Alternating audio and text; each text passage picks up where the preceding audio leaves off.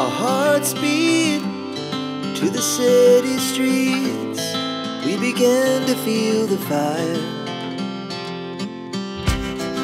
We rise like tall buildings as the chemicals, they take us higher.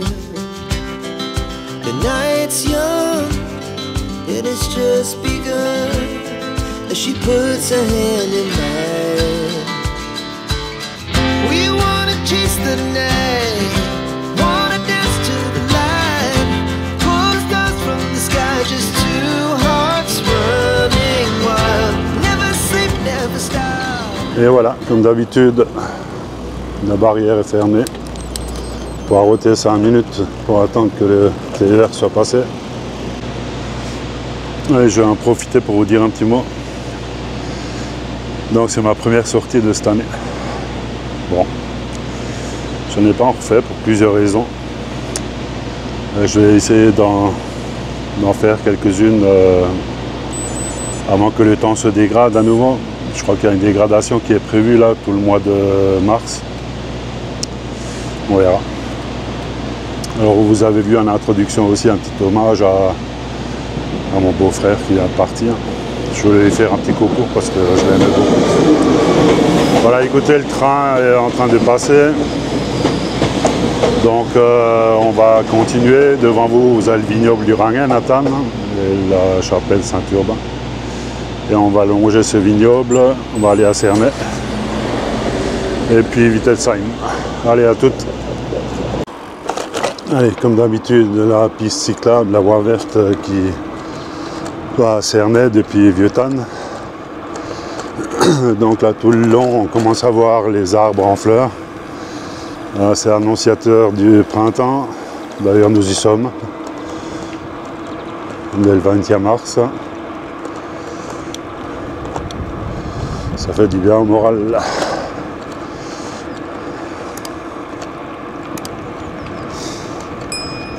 Alors cette partie, tout le monde la connaît, j'ai déjà filmé maintes et maintes fois.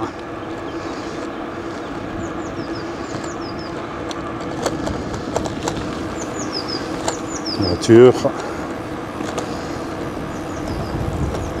Et en théorie, on devrait voir des cigognes, mais on devrait voir des cigognes, mais c'est pas l'heure. Bon, je sais qu'elles sont en train de couver, puisque la couvaison des cigognes se fait à partir de mi-mars, un peu plus tôt pour les plus précoces, et jusqu'à fin mars, début avril. Donc là, on risque d'en voir à Cernay dans les nids. Voilà, on connaît le pont, on connaît le skatepark, la Ture,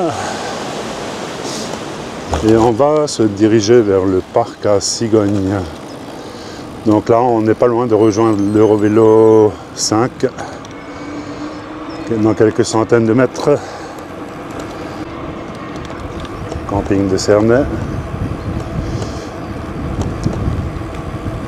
Beau petit camping, bien situé aux abords de la Ture, immédiatement à côté de la voie verte. Donc pour les cyclistes, c'est l'idéal. Mais comme je le disais auparavant, à proximité immédiate de l'Eurovélo 5, qu'on va découvrir dans 100 mètres. Alors la cigogne dans son nid observe en fait le cycliste qui est en train de gonfler son vélo à la station de pompage. Donc bon point pour cet endroit, puisqu'il y a une station mécanique avec des outils et une pompe. Et je vous parlais avant de l'Eurovélo 5, ben c'est ici qu'il passe, on le voit d'ailleurs sur le panneau, l'Eurovélo 5. Et il va faire toute la route des vins jusqu'au nord de l'Alsace.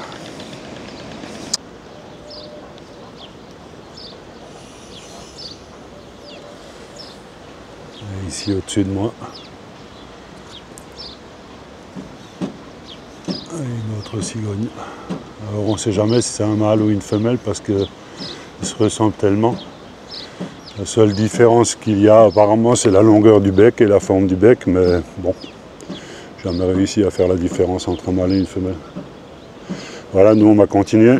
On va continuer parce que j'ai oublié de vous dire qu'il est déjà tard, il est midi. Donc on va se diriger à quelques kilomètres d'ici, dans le bassin potassique à Wittelsheim. Je vous en dirai plus en cours de route, on y va. Allez, je vous emmène.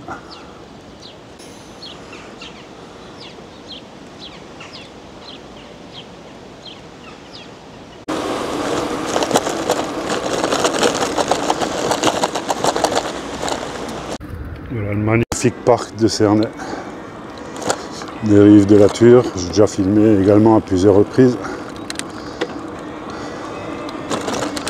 Derrière moi, c'est quand même un très bel endroit, calme. Et on le voit, les ouvriers viennent se reposer.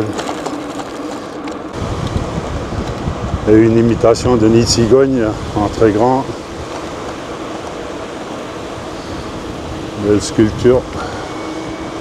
Si on peut parler de sculpture, j'en sais rien. Voilà, nous, direction Wittelsheim. Et le bassin potassique. Voilà, cette piste cyclable, je l'aime bien. En fait, c'est un peu sauvage, hein, aux abords de la Thur. On est à l'abri de la circulation. Il y a de beaux petits coins, très sympathiques.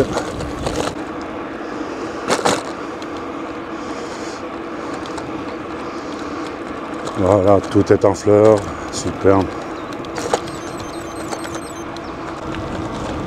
Voilà au loin Wittelsheim, dans le bassin potassique. Et ce qu'on distingue derrière, c'est la forêt noire. Cette chaîne un peu bleutée, c'est à la ligne bleue des Vosges. Mais comme ça faisait partie initialement du même massif avant l'effondrement de la plaine d'Alsace, c'est la ligne bleue de la forêt noire. Alors je vous parlais du bassin potassique. Donc on a extrait de la potasse dans le sous-sol ici pendant 80 ans, je crois. Et l'exploitation s'est arrêtée il y a 25 ans, je dirais, puisque les filons n'étaient plus assez rentables. Et donc on a arrêté l'exploitation. En tous les cas, il y a des centaines et des centaines de kilomètres de galeries sous mes pieds, et qui s'étendent sur plusieurs dizaines de kilomètres de long. Voilà, donc la potasse a fait la richesse de cette partie de l'Alsace pendant plus d'un demi-siècle.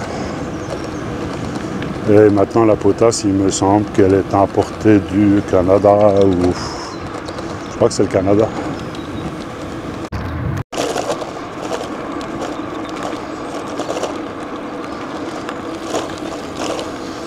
On va bifurquer à droite dans quelques instants. Voilà, c'est ici qu'on va bifurquer. Tout droit, c'est Ensisheim. Et nous, direction centre Wittelsheim. Wittelsheim qu'on va traverser dans sa totalité.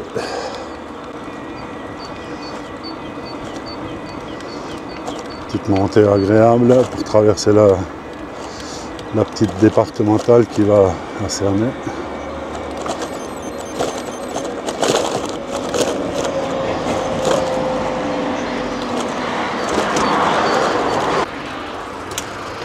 Bon, on ne va pas prendre des marches.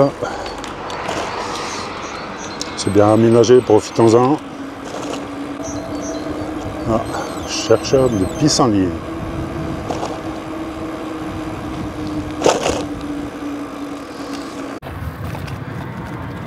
Bon, à Wittelsheim, on a une route centrale qui est très très longue et rectiligne.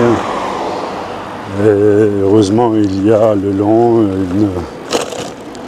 une piste cyclable sur le trottoir pour être à l'écart de la circulation, parce que ça circule relativement beaucoup.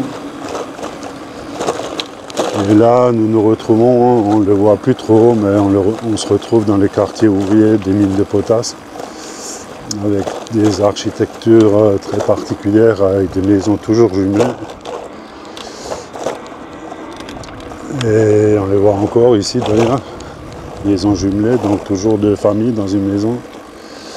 Et il y en a énormément qui ont été rachetés, transformés après la fermeture des mines de potasse. Donc ici on voit pas les chevalets. J'ai une vidéo, si j'y pense, je mettrai un petit lien. Les chevalets sont un peu plus loin. Et il reste un carreau qui est visitable à Ungersheim, près de l'écomusée. Je vous mettrai ça en lien si j'y pense. La traversée de Wittelsheim est très très longue, ça fait bien déjà 4 km que je roule le long de la route. Il m'en reste à peu près un, avec un giratoire qui est très très fréquenté. On va essayer de passer rapidement. Voilà, j'ai quitté le rond-point, j'ai pas filmé parce qu'il y a beaucoup de circulation et c'est un grand rond-point. Ici vous avez un bowling. Et nous, on va traverser la 4 voies qui mène à Mulhouse, direction Rheiningue ou Rheiningue. Bon, on a retrouvé la piste cyclable direction Rheiningue. À gauche, l'étang de Rheiningue, c'est une base de voile qui commence déjà à être fréquentée, mais par contre, on voit toujours pas de voilier. Et nous, on profite de cette belle piste dans la forêt qui, comme je le disais auparavant, est en train de se réveiller. Quelques vestiges aussi de maisons alsaciennes, colombage, mais on en verra davantage ce soir quand on va passer à Trobach. Il en reste quelques-unes. Joli village, Rheiningue. Et nous on va rejoindre une piste cyclable à 100 mètres d'ici à droite. Voilà la Doller qui prend sa source au fin fond de la vallée de la Doller de Maslow. Au-dessus de Cévennes, à la Fennemat, j'avais fait une vidéo également. Et voilà.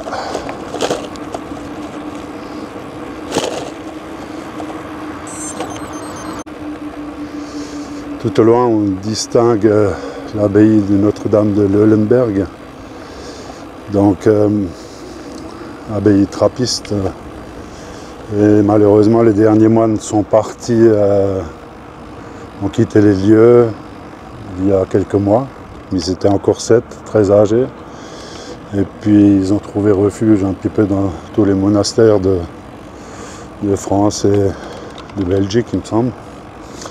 Donc il y a une activité industrielle également dans ce monastère. C'est la minoterie. Et ils font une très bonne farine. Cette activité, normalement, est censée perdurer et être pérennisée. Je ne sais pas sous quelle forme, on verra. Voilà. Bon, on voit que c'est quand même très très fréquenté,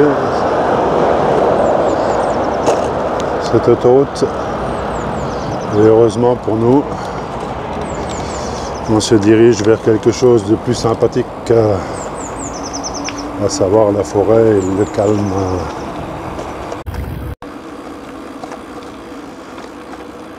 Ce cadre me convient beaucoup mieux, avec un rapace derrière qui est en train d'atterrir.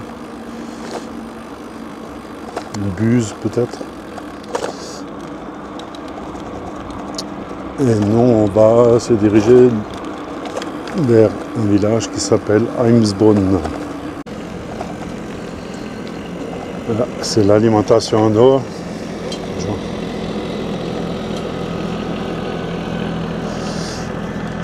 Bel animal, un cheval.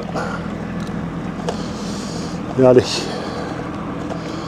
on va encore se payer quelques centaines de mètres sur une route assez fréquentée pour effectuer la liaison vers Spechbach, il me semble. Voilà, prochaine destination, Galfing.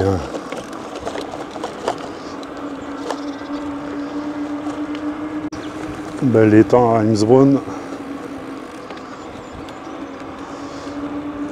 Les gens qui vivent au bord de l'eau ont de la chance, même si en été je pense que c'est un peu infesté de moustiques. Mais le cadre est assez bucolique. Chouette.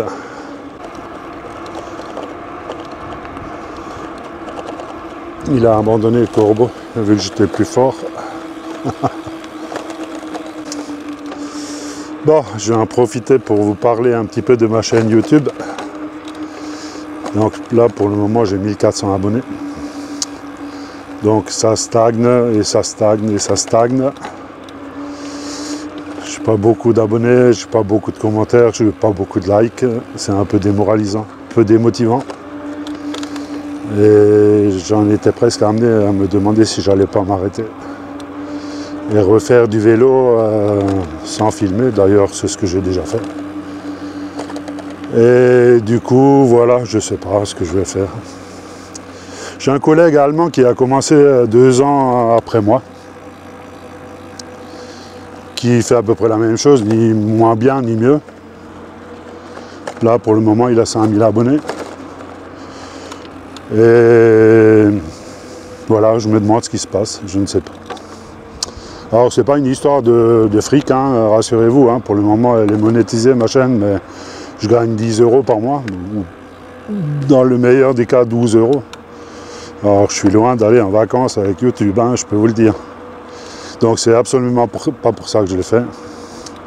Je le fais pour partager des images, pour faire plaisir aux autres, pour faire découvrir des circuits également aux personnes intéressées. Mais il est vrai que si en fait la fréquentation stagne et continue à stagner, je vais m'arrêter. Je crois que je vais le faire. D'autre part, j'ai un groupe Facebook qui porte le même nom que ma chaîne YouTube. Randonnée et voyage à vélo électrique, il y a 15 000 abonnés. Et là, ça me prend beaucoup de temps. Je suis le seul administrateur et en fait, j'ai des remarques un peu désobligeantes. Si la publication n'est pas mise en place le même jour, en fait, les gens sont mécontents. Donc, je suis à la recherche d'un second ou voire plus d'administrateurs pour me filer un coup de main. Sinon, là aussi, je me pose des questions pour voir ce que je vais faire. Voilà. Donc tout cela, c'est pas, je ne le vois pas d'un côté négatif, détrompez-vous. C'est juste que je ne peux pas passer autant de temps sur des réseaux sociaux ou à filmer ou devant l'ordi à monter des vidéos. J'ai encore envie de faire beaucoup d'autres choses. Voilà, je fais un peu de musique également. Voilà, j'ai d'autres activités. En tous les cas, les amis, les abonnés, fidèles abonnés, je sais que je peux compter sur vous. Donc, je vous fais un gros bisou, je vous salue. Et je vous reprends tout à l'heure.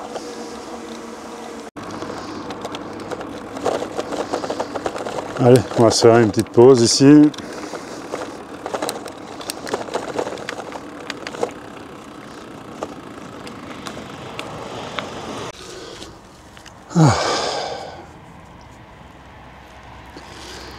Allez, je vais quand même ôter le casque 2 secondes.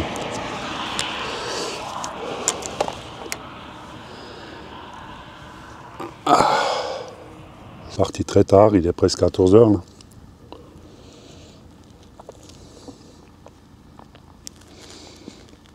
Et du coup, si je veux rentrer avant qu'il fasse nuit, il va falloir se dépêcher. Donc là maintenant, on va atteindre un petit village qui s'appelle Spechbach. Eh oui, nous sommes en Alsace. Et ensuite, on va rejoindre le canal du Rhône-Rhin, donc le Revélo 6, jusqu'à Danemarie. Et ensuite, à nouveau, couper à travers jusqu'à Burnopt, où je reprendrai une voie verte sur 10 km.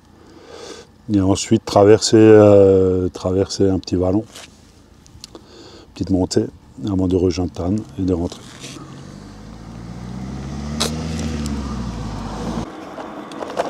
la rivière du Swingo, la Largue.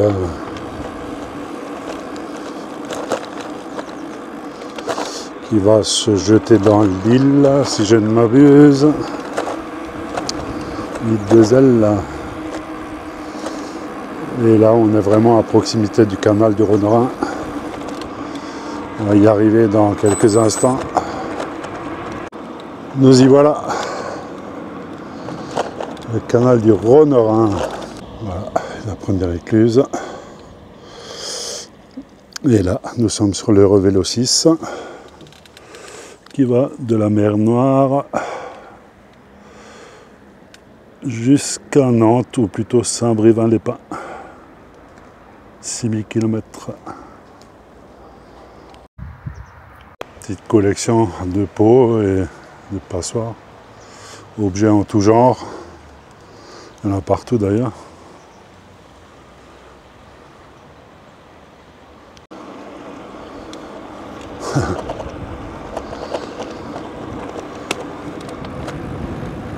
Donc là, on va longer le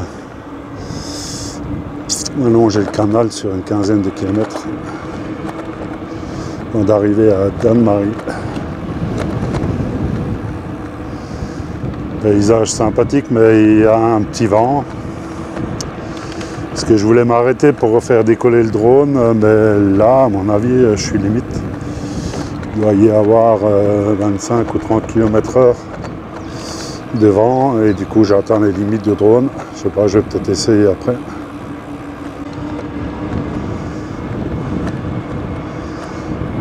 L'écluse suivante.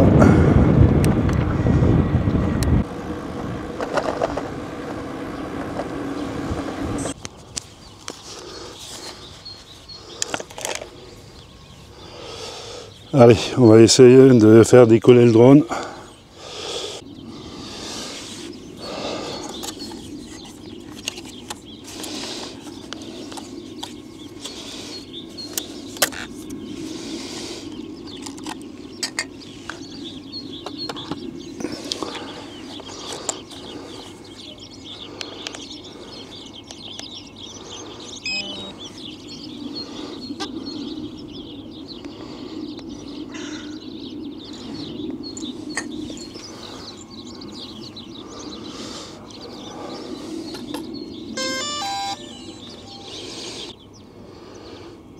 Vérifier les paramètres de sécurité également. Attention.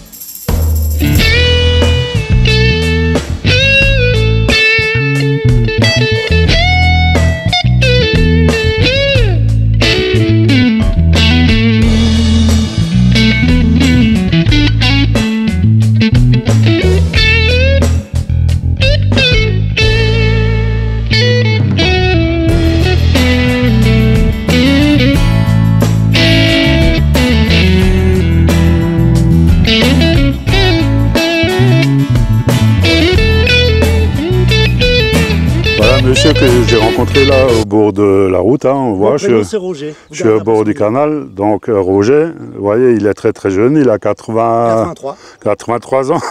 Oui. Donc, bonjour. Alors très alerte hein, pour ses 83 ans et on a échangé quelques mots. C'était un montagnard moi aussi, donc sportifs tous les deux. Voilà, très sympathique. Donc Roger, je vous souhaite bonne continuation. Oui, vous aussi. Et puis votre accueil m'a fait énormément plaisir. Peut-être on se reverra, on ne sait pas. Peut-être on se reverra, oui, oui. Bonne continuation, Roger. Vous aussi et bon week-end encore. Et vous aussi. Et bon sport. Hein. Merci. Allez, je vous laisse. Au revoir. Au plaisir. Oui, ça m'a fait plaisir, énormément. Voilà.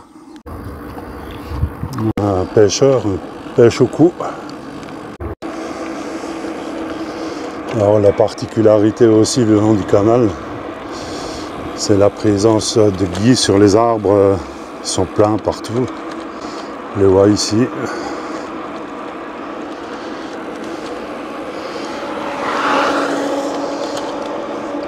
Ça file, hein, les trottinettes électriques, parce que moi je suis à 26 à l'heure. Il est bien à 50, hein, le double. Waouh!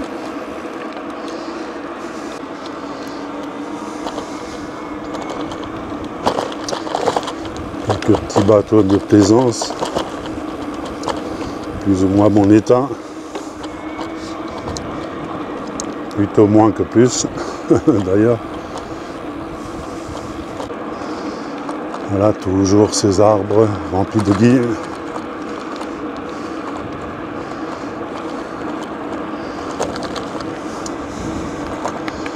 Et l'écluse suivante. Même des palmiers au bord de la route. Voilà, nous sommes à Danemarie.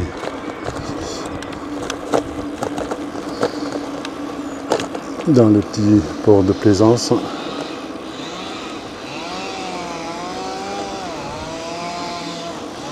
Sympathique le coin ici. Il y a un petit restaurant là-devant qui s'appelle les 100 pattes. Pâtes comme les pâtes.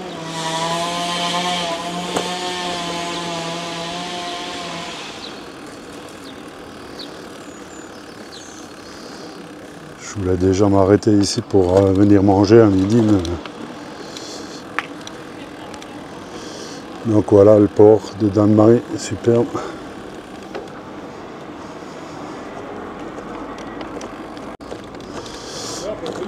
On va bifurquer à droite là au-dessus.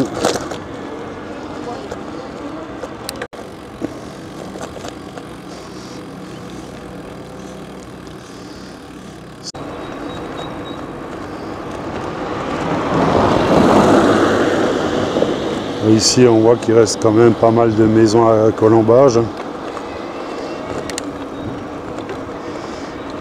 qui sont pour la plupart très bien restaurées.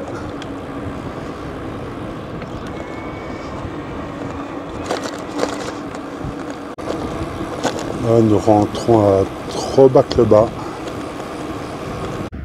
Alors ici aussi, il reste quelques belles maisons à colombage. Trobac-le-Bas. Alors ce que j'ai oublié de vous dire aussi, c'est que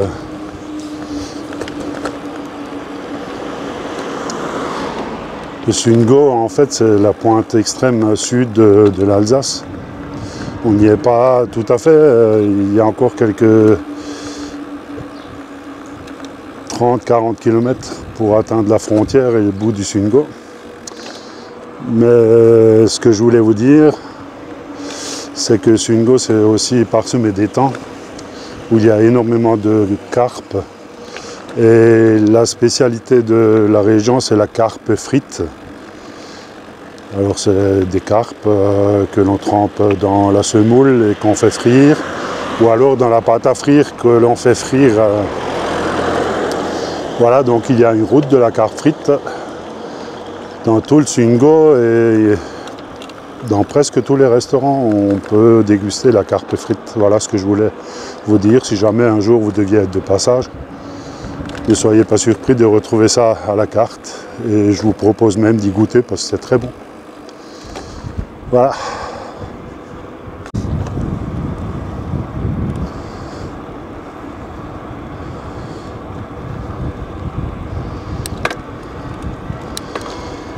Voilà, nous nous approchons de Falquevillers. Alors là, nous sommes à Guildvillers-le-Mont. Et je peux vous dire, ça porte bien son nom.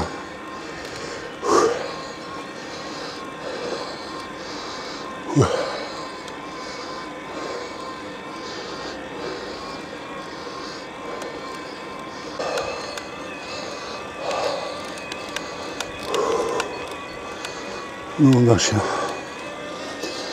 Bon, je crois qu'on est arrivé au-dessus. Et je vois surtout que j'aurais dû prendre tout droit. Une petite église.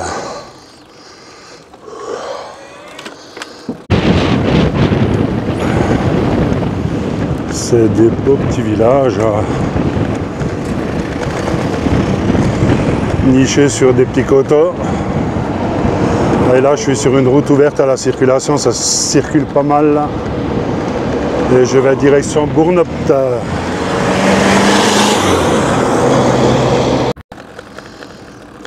Voilà, nous venons de traverser à nouveau l'autoroute dans l'autre sens maintenant. Et nous sommes à Burnopte-le-Haut, après avoir quitté Burnopte-le-Bas. Donc on va rejoindre, j'hésite encore si on va remonter vers Gevenheim en prenant la voie verte jusque la voie verte de la Dolère. Ou si je vais passer par d'autres petits villages, je sais pas, on verra.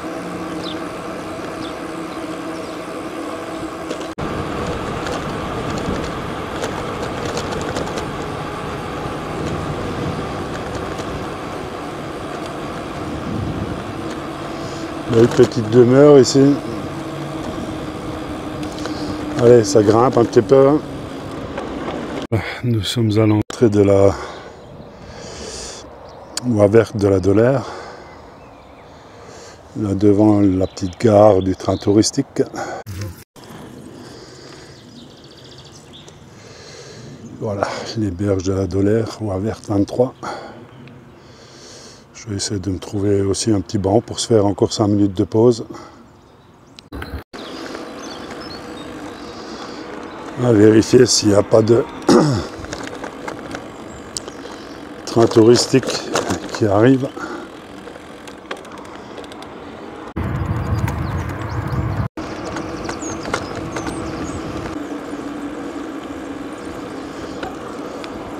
Bonjour. Allez, on va continuer. Bonjour. Voilà, nous arrivons à Gevenheim. On va tourner ici à droite, passer devant l'église et traverser les coteaux qu'il y a derrière. Il y a deux, trois petites grimpettes.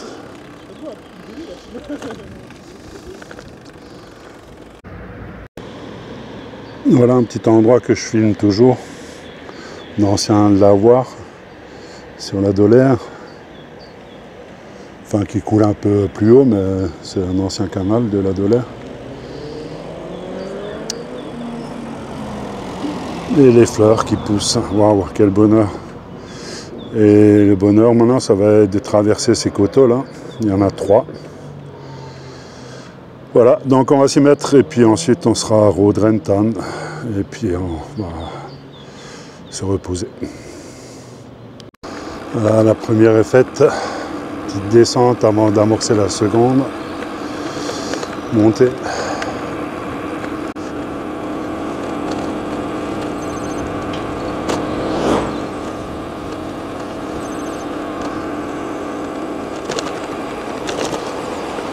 Allez, c'est reparti pour la suivante.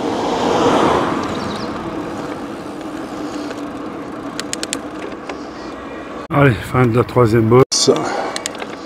On aperçoit Rodren devant nous. Tann au loin. Et voilà, le bercail se dessine à l'horizon.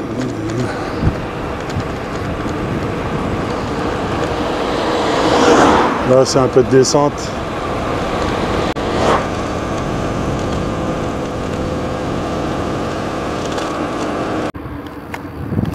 Voilà.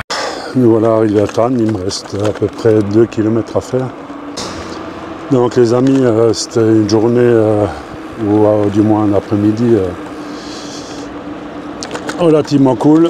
70 km. Et on aura quelques centaines de mètres de dénivelé, mais pas trop. Et non, mais là je vais tourner à droite. Voilà, je disais quelques mètres de dénivelé. Bon, le vent a soufflé un tout petit peu à un moment donné, mais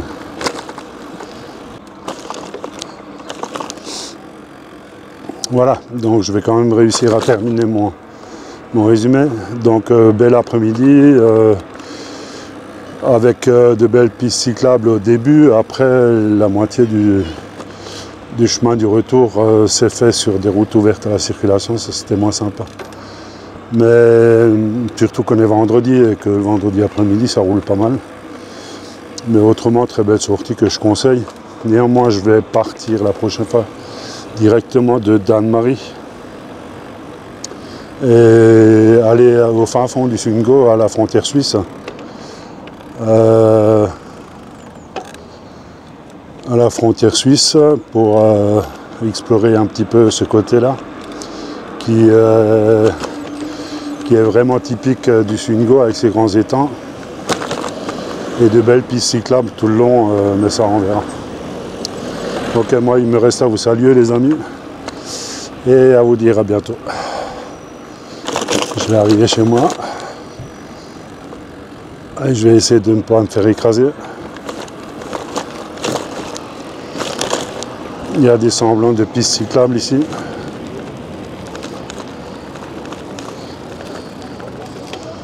Moi, je vais voir si j'arrive à passer parce que c'est la sortie des classes.